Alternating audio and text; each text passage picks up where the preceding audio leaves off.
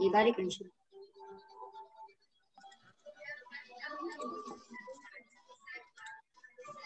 So, good afternoon, everyone. So, our topic for today is all about multiple choice tests. So, the viewpoint is definition of multiple choice tests, advantages and disadvantages of multiple choice, guidelines for constructing multiple choice items, and sample test which pretty follows the guidelines. Next.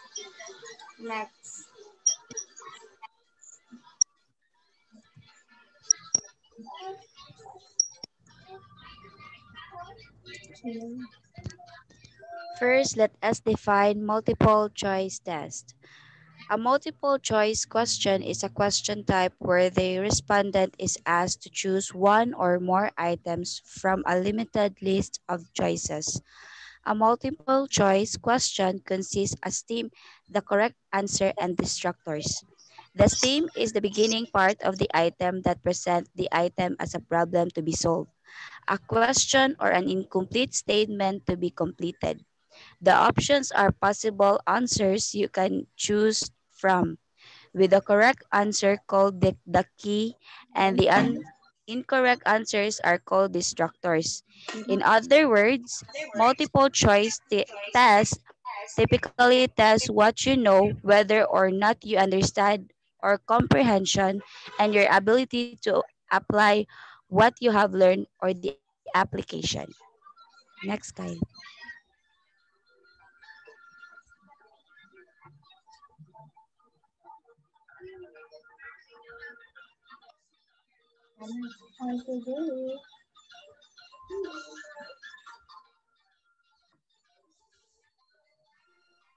So let's proceed to the advantages and disadvantages of multiple choice.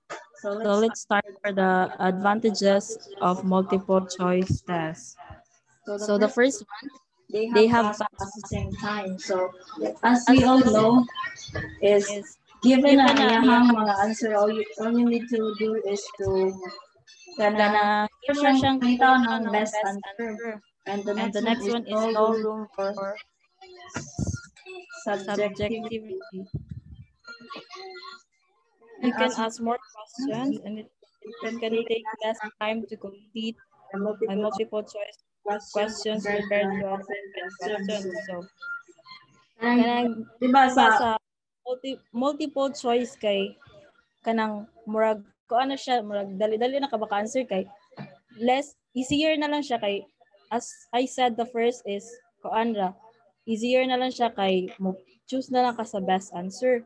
And the last one is, respondents don't have to formulate an answer but can focus on the content. So, dili na ta dapat mo formulate og on nato nga answer kay given na siya sa content mo, focus na lang ta sa gihatag nga content niya, mamili na lang ta unsay right ato nga answer. So let's proceed to the disadvantages.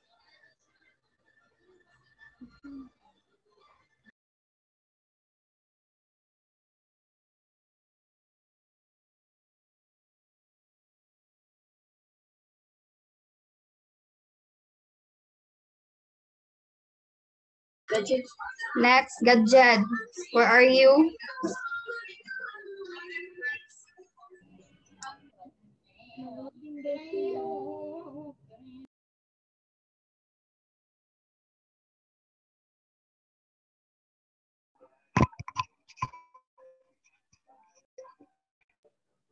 So the next one is the disadvantages of multiple choice tests.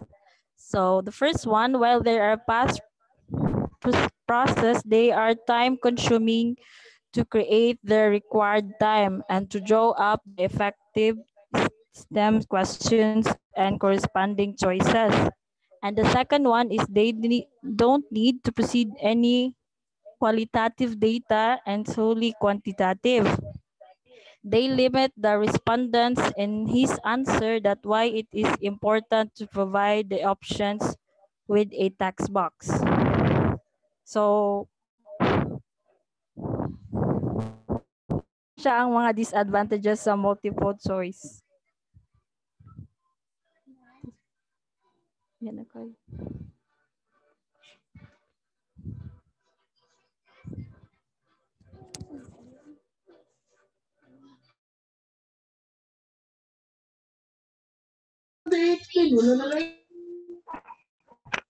Now let's move on to the guidelines for constructing multiple choice items. So first guidelines for constructing multiple choice items is first, do not use unfamiliar words, terms, and phrases. So the ability of the item of discriminate or its level of from the wording of the question. Flyers that are vague and whose meanings such as much, often, usually vague that could have been 20% of the photosynthetic process or some similar phrase that would be more precise or be quantitative. So the third one is to avoid complex or awkward word arrangement. Also avoid use of negatives in the esteem as dismay and add unnecessary comprehension difficulties.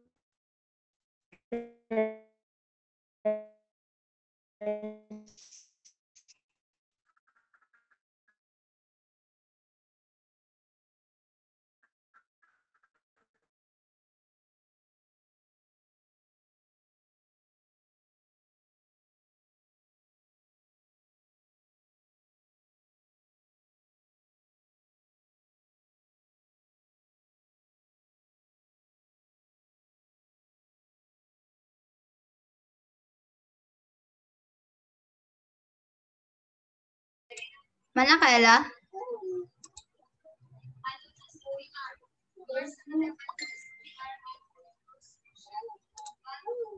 Bagus betul siya sa inyo.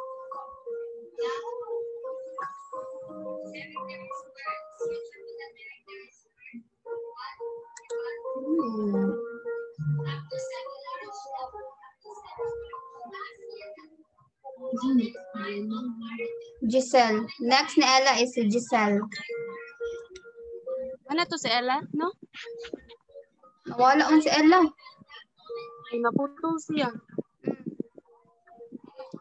So, proceed na lang ko. Sige, proceed na lang kasi mo. So, next guidelines is the distractor should be equally plausible and attractive. So, when we say plausible is, it is seeming reasonable or probable. It is skilled at producing persuasive arguments, especially ones is seductive. So, in multiple choice, naman dyan na correct answer, and then ang katong example A, B, C, D, and then ang usaan na is the correct answer, ang usaan na is duol-duol siya sa correct answer, which is may makapadala og libog na to sometimes, di ba, inig-take sa exam, and then ang kanang duha mao na siya ang is layo ra siya sa answer. So dapat equally and attractive pud ang pagkuan mo align po siya sa kanang topic bitaw. Next is all multiple choice options should be grammatically consistent with the stem. So when we say stem, mo na siya, that's the question or a problem or an incomplete statement. So ang kuan dapat mo-align po siya sa stem. Ang kanang iyahang ang uban nga choices ay ang mga choices dapat mo-align siya sa questions kay of course kung saan pag-answer if dili align sa imuhang gi-question. So another one is the length, explicitness or degree of technically of the alternative should be the determinants of the correctness of the answer.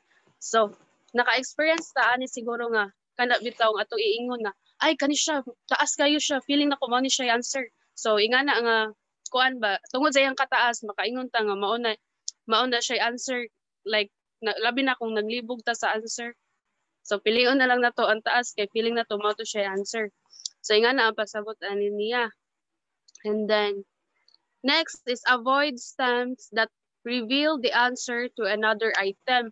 So na sometimes po naapoy mahitabo nga kana nga question kay maka-answer ang kana nga stem or question mahatag niya ang answer sa pikas nga item.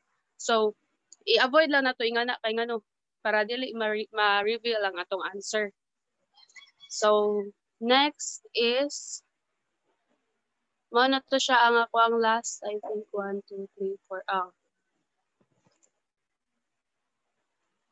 Kisay sunod. Kisay next. Mulak.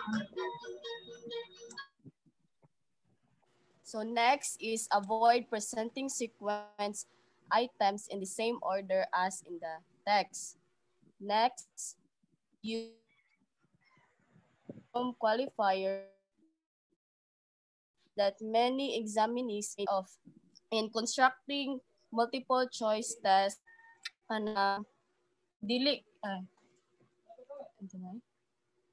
avoid use of assumed qualifiers so that the students will not encounter difficulties in answering questions that are not familiar with them.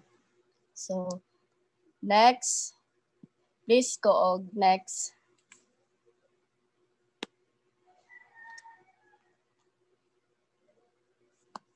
Kai. Next, Kai.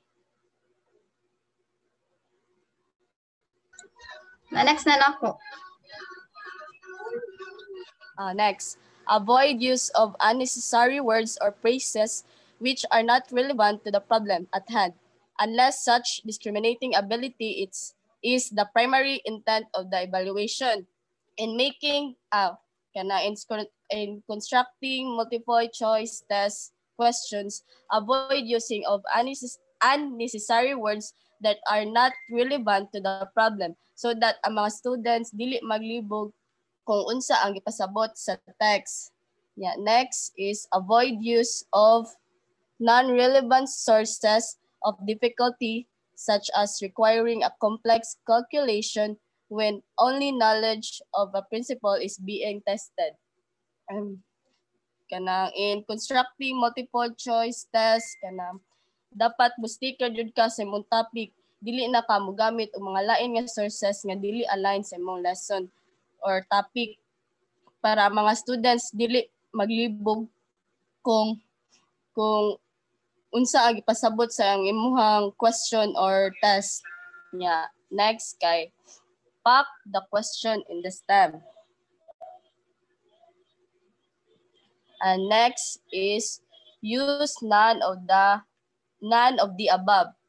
And using none of the above as a correct answer does not evaluate whether the student knows the correct answer to the question being asked, only that the student can identify incorrect options. So, in using kanang none of the above kay dapat dili siya kanang permi nimo i-appeal sa imong test kay mostly kay kanang unsa na kanang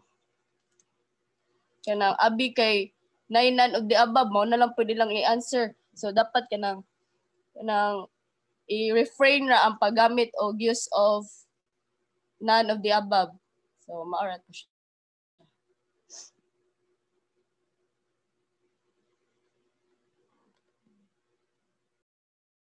Next is Soraya.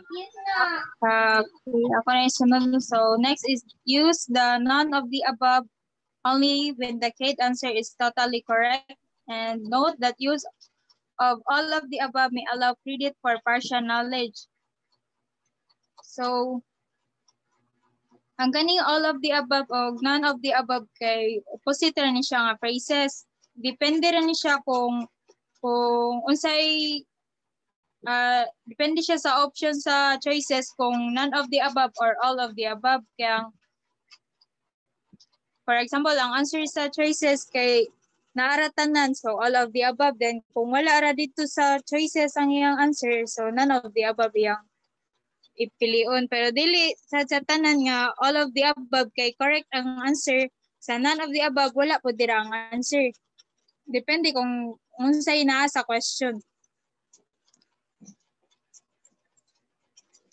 Kay.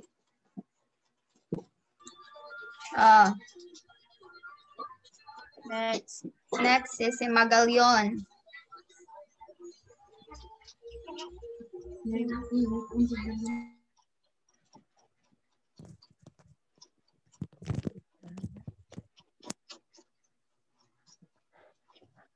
Sige, hello. Dungog ra? Dungog ra.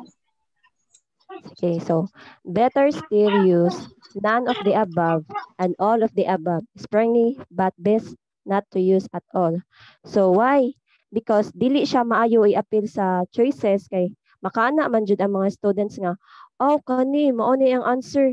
Pero kaning all of the above o none of the above kay less hassle sa di siya sa teachers kay kanang di ba dili na sa mag-think ba nga unsa na sila kung buhaton ani nga press ay kanang sentence para sa letter D. Di ba kasagaran sa none of the above o kanang all of the above kay naman siya sa kinawitan letter D. So next kay having compound response choices may forcefully increase difficulty of an item. So one example ani kay situational nga exam kay tanan answer ana sakto but naadjay mas better or naadjay mas best answer ana. Mana?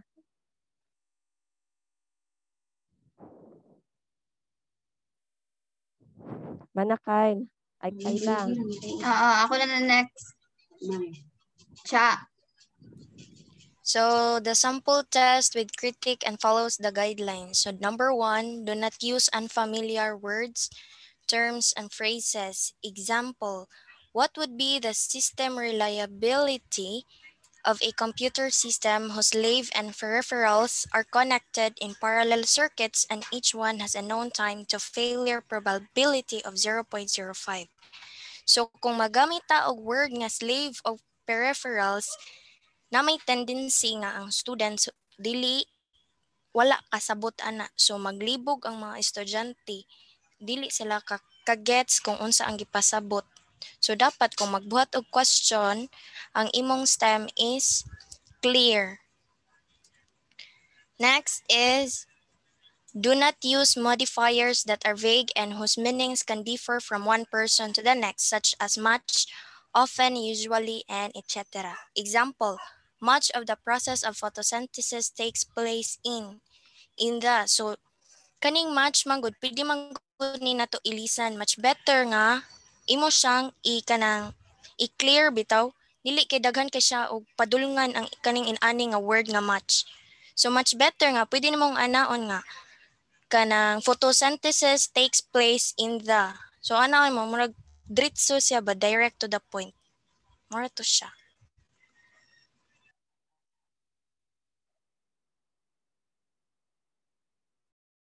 Next, pangan. Third, avoid complex or awkward word arrangement.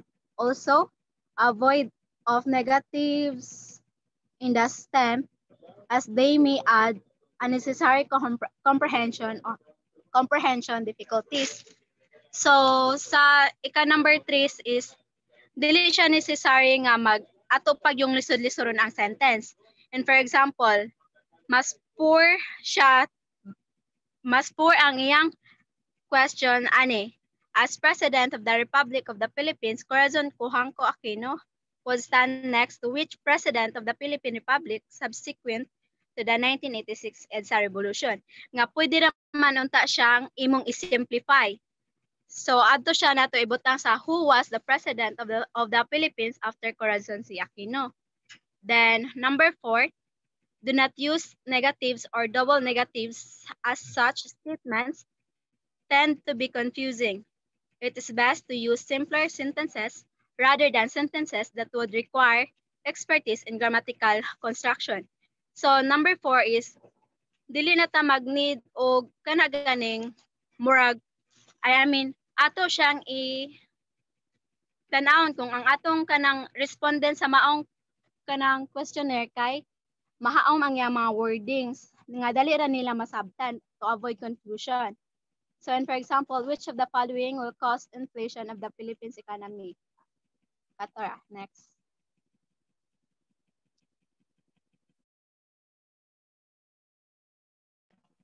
Kuha pa sa nino? So, 5 to 6. Each item's stem should be as part as possible. Otherwise, to risk testing more for reading and comprehension skills. So, distractors should be equally plausible and attractive. Example, the short story Midday's Eve was written by which Filipino author?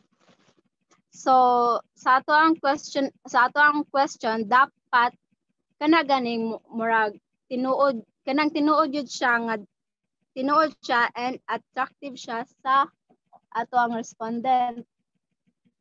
Kato.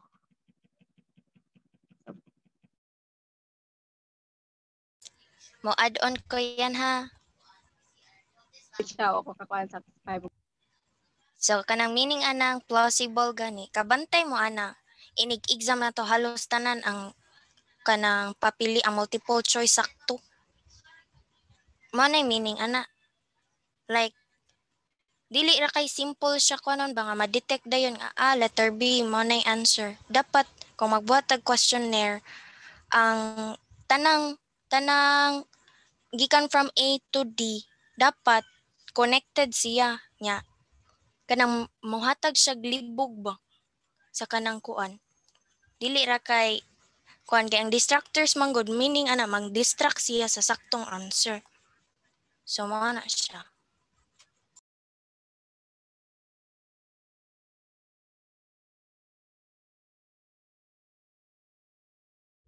So next is number 7.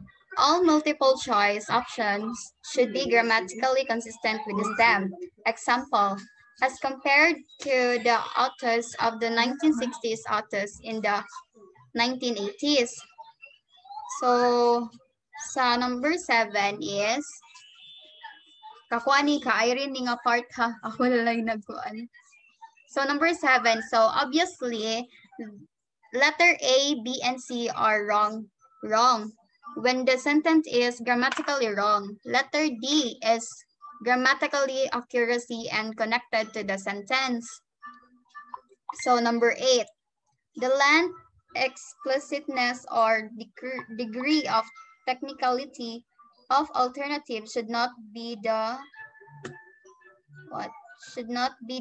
determinants of the correctness of the answer. Example, if the three angles of two triangles are congruent, then the triangles are. So number 8, so letter B may be obvious from its length and its explicitness alone, while to think that the other choices are longest. So in this state, students think that one of the longest sentence are the correct answers, and in fact, not the correct answers. So, next. Number 9. Avoid stems that reveal the answer to another item. Example. Who will most strongly disagree with the progressivist who claims that the child should be taught only that which interests him, and if he is not interested, wait till the child gets, oh my god, share screen. Will get the interested. So na siya. So one may arrive at the correct answer, letter B, by looking at item A. That gives them answer to B. So number 10. Avoid alternatives that are synonymous with others or those that include or overlap others. Example, what causes ice to transform from solid state to liquid state? So obviously, the letter A and D are essentially the same. The students would narrow down the choices to A, B, and C. And the last choices are no significant role. It is the instructor choices. So more na ang nakuha ni Irene. So next. Sa sunod. Kuyos. So number 11 is avoid presenting sequence items in the same order as in the text.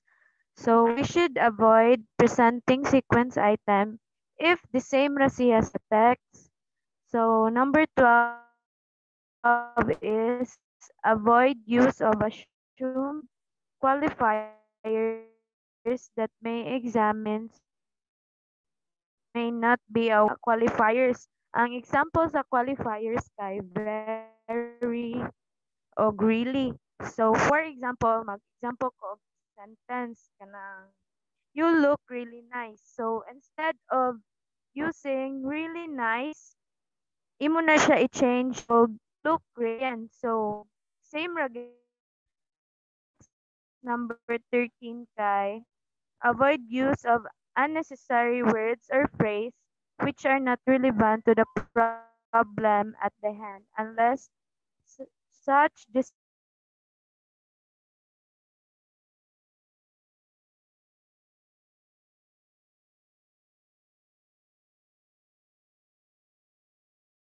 is the primary intent of the evaluation.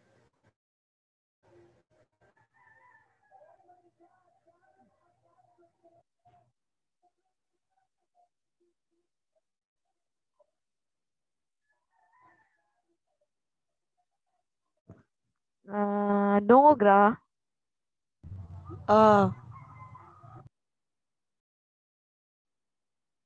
Sige, number 13, akong humno na.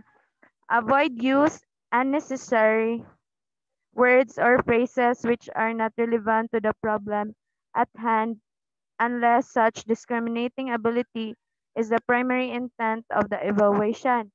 Example, the side opposite the 30-degree angle in a right triangle is equal to half the length of the hypotenuse. If the sine of a 30-degree is 0.5 and its hypotenuse is 5, what is the length of the side opposite the 30-degree angle? So, kanang murag nagbalik-balik na siya ba niya? Dili na gani kayo relevant. So, mora.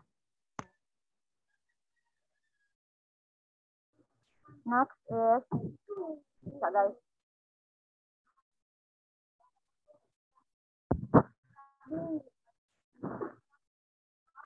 Kita ba ko? Oh. Okay. So next is number 14. Avoid use of non-relevant sources of difficulty, such as requiring a complex calculation when only knowledge of the principle is being tested.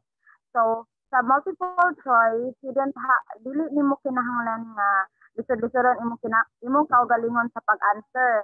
If na ay mas easy nga way to answer the question, kaya mo na mong i-apply. So, note in the previous example, knowledge of the sine of the 30-degree angle would have led some students to use the sine formula for calculation, even if a simpler approach would have sufficed. So, sa number 13 na example, dili na kinahanglan mo gamit sa mga estudyante sa sine formula jud. Kaya naa may simpler approach on saan pag solve ana nga problem.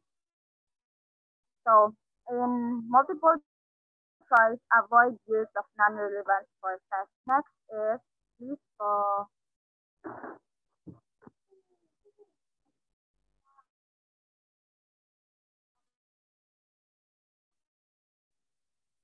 Hello po. Madungog ra kung tingog? Oh, madungog ra ro. Madungog ra. Laro kay Okay, thank you. Next is number 15, guidelines. Fact the question and the stem. So for example, the Roman Empire blank. So ang kaning fact the question and the stem, wala siya ka ng, wala siya komplasyon. Pero imbes nga wala pilian ang estudyante sa pag-answer. Naa siya pilian. So naa ka ihatag na choices. So pwede sa ang komplasyon. Katong komplasyon din yung ganina. Nga ka ng fill in the blank. So pwede siya nga nato i-merge or nato siyang i-integrate sa multiple choice. So, ang katong komplasyon, fill in the blank, kato lang hatagan ng choices and pwede nato ituan. So, muna sa, for example, the Roman Empire, nasa choices, A had no central government, B had no definite territory, C had no heroes, and D had no formative. The answer is totally correct. So, sabotable sa kayo nga phrase guys, nga dili na to gamiton na nato ang none of the above kung ang gipanghatag nga answer is totally correct. So, marag ka nang, wala sila ilaing choice ba? So, mana na sa ang sa kuan nga guideline nato nga dapat nato gamiton nga ang none of the above kung totally correct nga atong gipanghatag nga kuan. So, this murag ano sa ba to give confusion lang. So mana siya. Next is Belinda na. Yes, hello. Sige, number 17. Note that use of all of the above may allow credits for partial knowledge. So kaning kuan kabantay mo na sa 25 items na ara joy usa or duha kain ana nga choices. 25 kabok nga ray usa kabok nga magamit all of the above kay kuan ana para kung nakasabot example naghatag ang maestra nga ipabasa ni kay mag-exam ugma nara dito niya kung ba siya nagbasa duwa sa kabaw magpili na siya all of the above nga ang guro ni kay nara man dito wa man siya kabaw kung to answer. Okay, 18. Better still use none of the above and all of the above but best not to use at all. So, pwede rin siya gamiton jud pero dili lagi siya kanang all items sa po 25 na jud siya ka 25 niya gamiton na jud na nimo tanan choices na jud none of the above. Pwede ra siya pero usa or duha ra jud siya. Dayon, next. So 19, having compound response choices may forcefully increase difficulty of an item. So kung daghan dig choices, maglibog jud ang kanang estudyante. Kabantay mo maghatag ang maestra dapat A, B, C, D ra jud taman kay kung daghan maglibog na ang estudyante.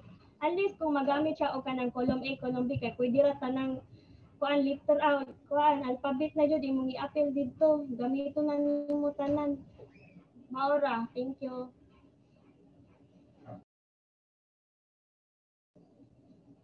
Hello. Nako, thank you. So that would be all. Mora ni ato ang topic.